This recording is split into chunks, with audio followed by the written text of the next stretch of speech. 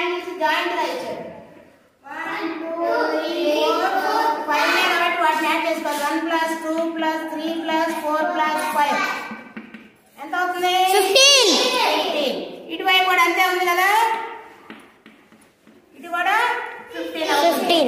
15 ఈ పై ట్రయాంగిల్ లో 15, ఈ కింద ట్రయాంగిల్ లో 15, టోటల్ గా ఎంత?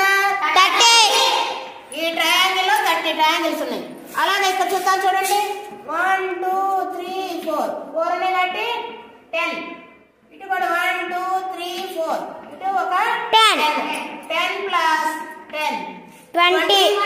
అది రాంగ్, ఎందుకంటే ఇక్కడ మిడిల్ లో ఒక లైన్ ఇచ్చారు కాబట్టి ఇది ఒక ట్రయాంగిల్, ఇది ఒక ట్రయాంగిల్ +2, ఇటు కూడా ఇది ఒక ట్రయాంగిల్, ఇది ఒక ట్రయాంగిల్ +2, మొత్తం 24